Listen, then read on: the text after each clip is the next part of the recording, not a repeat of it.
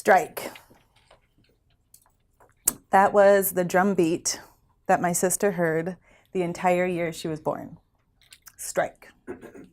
I come from a very small steel mill town in Illinois, and when my sister was born in March of 1983, it was a joyous occasion in my family and my community, and the next week the steel mill went on strike for a year, which meant all the men in my family and in my community were out of work. It was an incredible and intense time in our community. And the people who saved the day were the women. My mother saved our family. My aunts saved our family.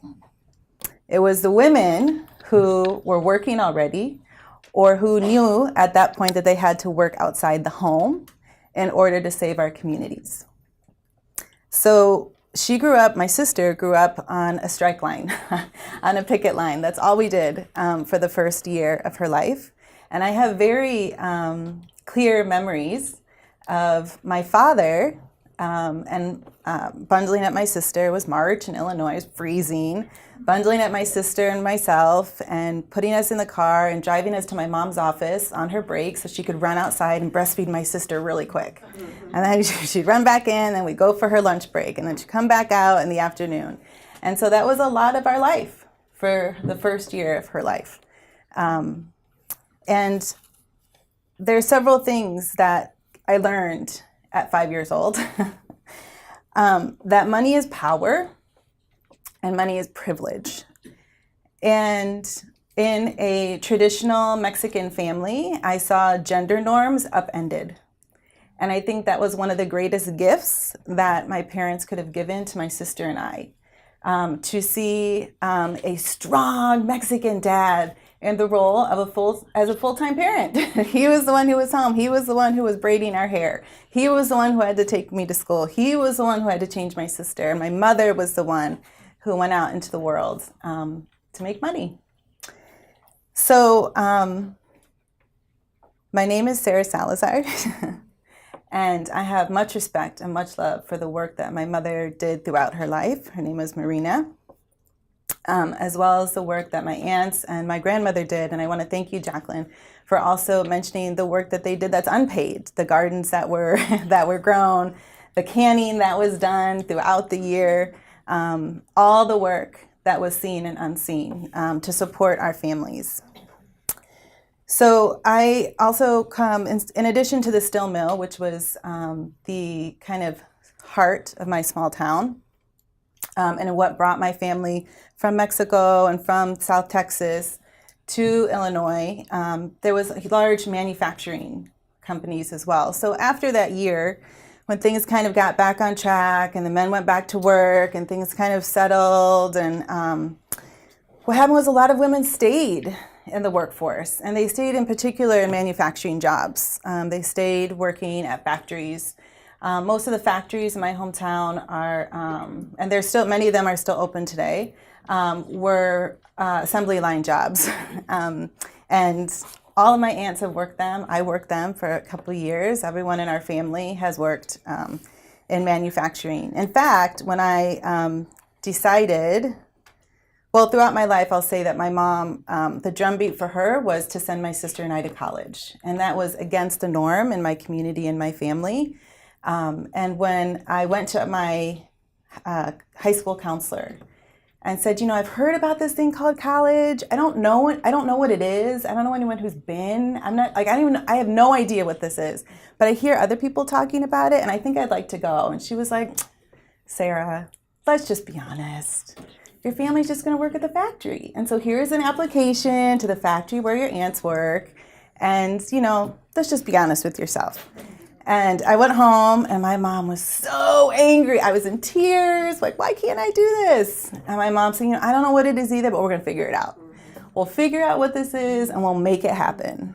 And so her and my dad, we got in the car, and we figured out what college was. And so these are just some stories coming from a working class, blue-collar family.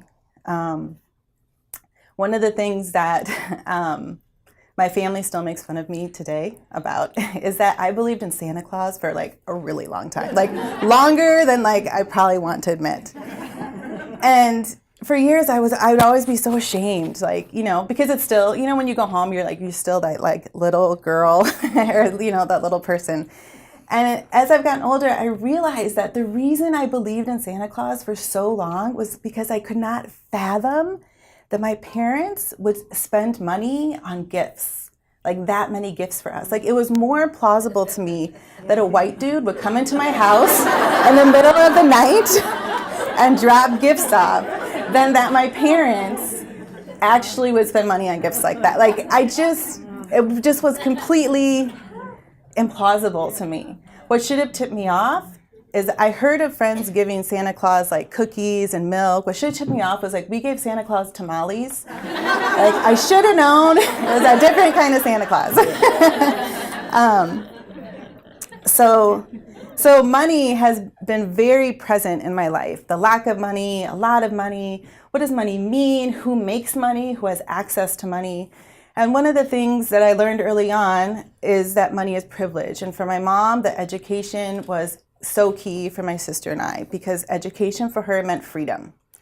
Education meant that you can do whatever you want to do. You can work in a factory if you want to. Sure, if that's what you want to, do that. If you don't want to, great, then do something else. But you have to go to school. And so that's what she worked on. That was what all of her money went towards. And I'm internally grateful that I did not have brothers growing up, because I know that in my community and in my family, if I would have had a brother, he would have gotten all the resources. And so because I had a sister, we received all the resources. My mother had more leverage to push back and say why she believed it was so important for her daughters to have an education. So, and this is coming from a family where, you know, none of my grandparents had formal education except for one grandfather who had graduated from high school.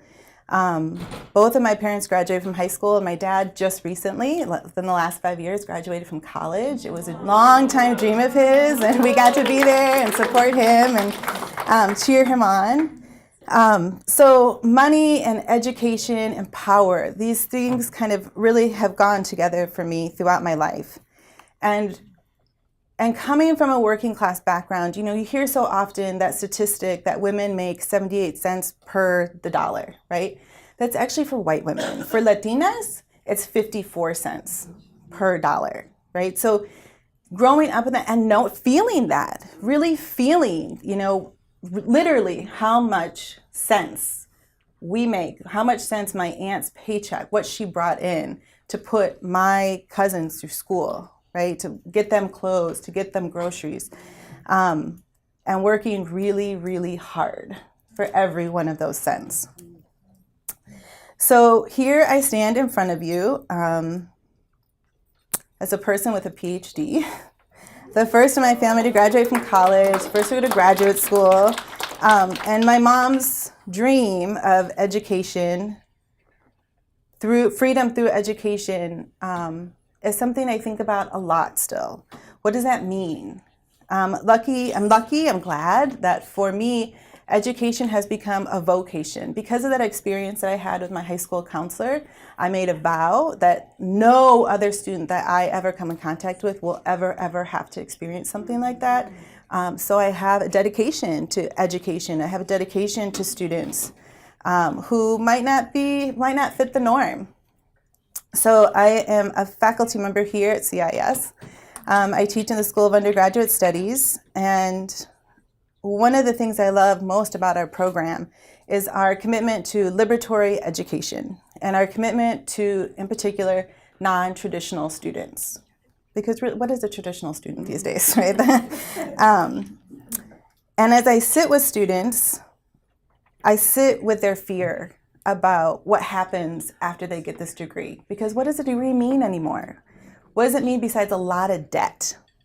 And what does it mean sitting in one of the most expensive cities in the world in a private institution and our students can't pay rent?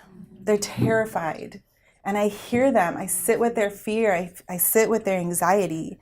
And I don't have any answers for them because it's very similar to the fear and the anxiety that faculty feel, that staff feel, that so many people in so many different levels are experiencing. So I want to thank you all for this invitation. Thank you, Kamala, and thank you, Kate, for this invitation to talk about money. Thank you.